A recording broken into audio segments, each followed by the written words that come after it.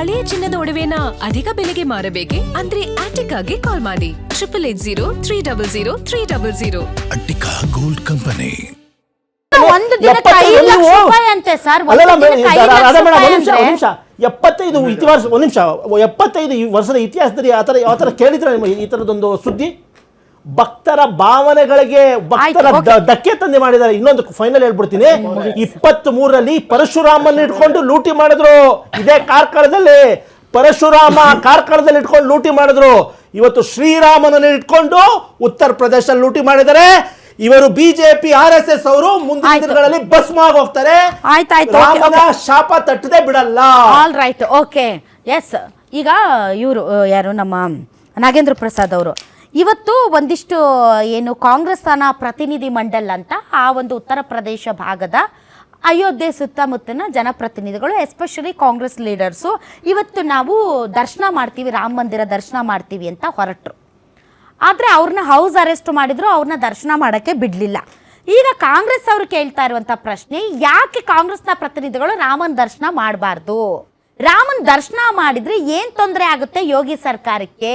ರಾಮನ ದರ್ಶನ ಮಾಡಿದ್ರೆ ಏನು ಭಯ ಇವ್ರಿಗೆ? ರಾಮನ ದರ್ಶನಕ್ಕೆ ನಮ್ಮನ್ನು ಯಾಕೆ ಅಡ್ಡಿಪಡಿಸಲಾಯಿತು? ಸೊ ಇದಕ್ಕೇನು ಕಾರಣ ಅಂತ ಪ್ರಶ್ನೆ ಕೇಳ್ತಾ ಇದ್ದಾರೆ. ಏನಾಯ್ತು ಕಾಂಗ್ರೆಸ್ ಲೀಡರ್ಸ್ ಹೋದ್ರೆ ರಾಮನ ದರ್ಶನ ಮಾಡೋಕ್ಕೆ?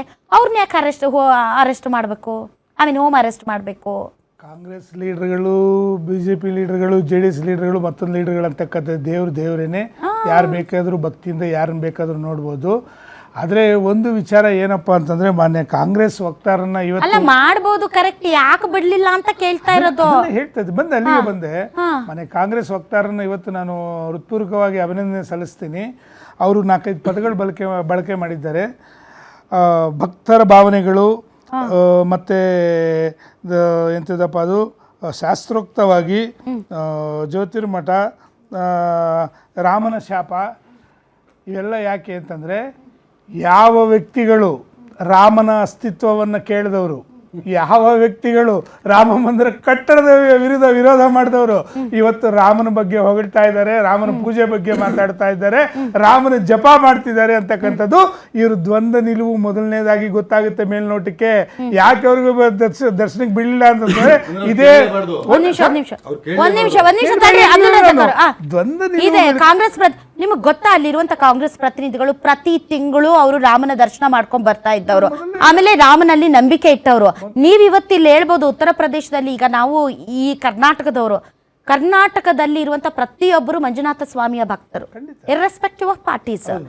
ನೀವು BJP ಅವರು, ನೀವು ಕಾಂಗ್ರೆಸ್ ಅವರು, ನೀವು JDS ಅವರು, ನೀವ್ ಯಾಕೆ ಮಂಜುನಾಥನ ಬಗ್ಗೆ ಮಾತಾಡ್ತೀರಂದ್ರೆ ಅದು ತಪ್ಪಾಗುತ್ತೆ. ಉತ್ತರ ಪ್ರದೇಶದಲ್ಲಿ ಅಯೋಧ್ಯೆ ರಾಮ ಎಲ್ಲರಿಗೂ ಕೂಡ ದೇವ್ರೆ. ಪ್ರತಿ ತಿಂಗಳು ನಾವು ಹೋಗಿ ಬರೋರು ನಮ್ಮನ್ನ ಯಾಕೆ ಬಿಡ್ಲಿಲ್ಲ ಅಂತ ಕೇಳ್ತಾ ಇದ್ದಾರೆ.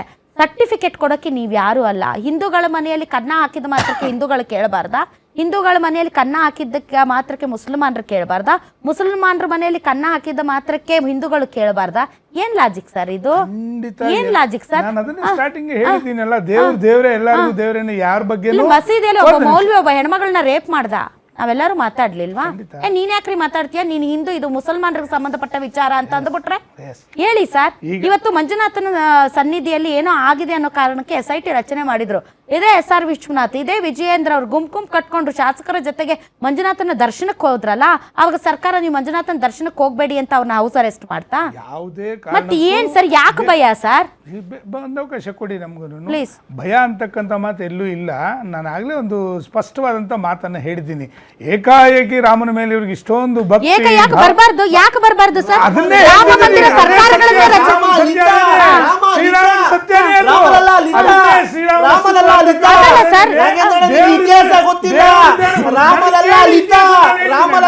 ನೀವು ವೈಭವೀಕರಿಸಿದ್ರು, ವೈಭವೀಕರಿಸಿದ್ರು. ಯಾರೋ ನೋಡಿ ಬಿಜೆಪಿ ಸೇರ್ಕೊಂಡು ಸುಳ್ಳನ್ನು ಮನೆ ದೇವರು ಮಾಡ್ಕೊಂಡ್ಬಿಟ್ಟಿದ್ದೀರಾ. ನಂದನ್ ಕಶ್ಯಪ್ ಪ್ಲೀಸ್ ಅವ್ನು ಮಾತಾಡಿ. ಯಾವ ರಾಮನ ಈಗ ರಾಮನ ಗುತ್ತಿಗೆ ತಗೊಂಡವರು JDS ಅವರು, BJP ಅವರು, ನೀವುಗಳು ನಿಮ್ದು ಅಷ್ಟೇ ದೇವ್ರು, ಬೇರೆ ಯಾರ್ದು ದೇವ್ರಲ್ಲ. ರಾಮನಿಗೋಸ್ಕರ ಹೋರಾಡಿದವ್ರು ನೀವು. ಕುಮಾರಸ್ವಾಮಿ ಅವ್ರನ್ನ ಮಾತಾಡಕ್ಕೆ ಹೇಳಿ ಸರ್. ಕುಮಾರಸ್ವಾಮಿ ಅವರು ಎಲ್ಲಿ ಮಾತಾಡಿದ್ರು ಅವರು? ಕೇಳ್ರಿ ಮೇಡಮ್, ಇಷ್ಟು ಒಂದು ದೊಡ್ಡ ನಿಮಿಷ. ದೊಡ್ಡ ದೊಡ್ಡ ಮೇಡಮ್, ಒಂದು ದೊಡ್ಡ ನಿಮಿಷ. ಹಗರಣ ಇಡೀ ರಾಷ್ಟ್ರಾದ್ಯಂತ ಚರ್ಚೆ ಆಗ್ತಾ ಇದೆ. ಇಲ್ಲಿವರೆಗೆ ನರೇಂದ್ರ ಮೋದಿ ಅವ್ರು ಮಾತಾಡಿಲ್ಲ, ಮೋಹನ್ ಭಾಗವತ್ ಅವ್ರು ಮಾತಾಡಿಲ್ಲ, ಕುಮಾರಸ್ವಾಮಿ ಅವ್ರು ಮಾತಾಡಿಲ್ಲ. ನೀವಲ್ವಾ ಗುತ್ತಿಗೆ ತಗೊಂಡವ್ರು, ನೀವು ತಾನೇ ಮಾತಾಡ್ಬೇಕು.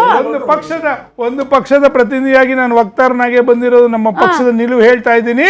ಯಾವುದೇ ದೇವಸ್ಥಾನದಲ್ಲಿ ಯಾರೇ ಕದ್ದಿದ್ರು ಕಳ್ಳರನ್ನೇ ಅವ್ರು ಈಗ ಆಲ್ರೆಡಿ ಅವ್ರು ಅರೆಸ್ಟ್ ಮಾಡಿದ್ದಾರೆ. SIT ತನಿಖೆ ನಡೀತಾ ಇದೆ. ಯಾರೇ ಕ್ರೆಡಿಟ್ ಮಾತ್ರ ಬೇಕು, ಬ್ಲೇಮ್ ಮಾತ್ರ ಬೇಡ. ಯಾಕೆ? ಕ್ರೆಡಿಟ್ ಮಾತ್ರ ಬೇಕು, ಬ್ಲೇಮ್ ಮಾತ್ರ ಬೇಡ. ನೋಡಿ, ನೀವು ಕ್ರೆಡಿಟ್ ಅದರಿಂದ ಸಿಗಬೇಕಾದಂತ ಎಲ್ಲ ವಿರೋಧ ಕ್ರೆಡಿಟ್ ಮಾಡಿ ಬೇಕು. ಇವತ್ತಿಲ್ಲಿ ಯಾಕೆ ಮಾಡಬಾರ್ದು? ಯಾಕೆ ಮಾಡಬಾರ್ದು? ಅಂದ್ರೆ ಹಗರಣಗಳ ಬಗ್ಗೆ ಮಾತಾಡೋದು ಭಕ್ತಿ ಅಲ್ಲ ಏನ್ ಇದು. ಬೂಟಾಟಿಕೆ ಏನ್ ಸರ್? ನಿಮಗೆ ರಾಮನ ಮೇಲೆ ಈಗ ಏಕಾಏಕಿ ಪ್ರೀತಿ ಬಂತಲ್ಲ, ಅದು ಮತ್ತೆ ಏನ್ ಬೂಟಾಟಿಕೆ. ಇವಾಗ? ಅದೇನು ಏನ್ ಮೂಲ? ಇವಾಗ? ರಾಮ ನಿಮ್ ಸ್ವತ್ತ ನಿಮ್ಗೆ ಬರ್ಕೊಟ್ಟಿದ್ದಾರೆ. ರಾಮ ರಾಮನ ಕ್ಲೇಮ್ ಮಾಡೋದಕ್ಕೆ ನೀವೇನ್ ರಾಮನ್ನ ನೀವು ಗುತ್ತಿಗೆ ಪಡ್ಕೊಂಡಿದ್ದೀರಾ? ಬಾಂಡ್ ಪೇಪರ್ ಅಲ್ಲಿ ಬಂದ್ಸಿಟ್ಟಿದ್ದೀರಾ ರಾಮನ? ನೀವು ಯಾರು ಹೇಳಿದ್ರು? ರಾಮನ ಬಂದ್ಸಿಡಕ್ಕಾಗತ್ತೇನ್ರಿ? ಅಸ್ತಿತ್ವದ ಬಗ್ಗೆ ನೀವೇ ಕೇಳಿರೋದು. ನೀವು ಪದೇ ಪದೇ ಅಸ್ತಿತ್ವದ ನೀವೇ ಏನು ಕೇಳಿರೋದು. ಅಸ್ತಿತ್ವ?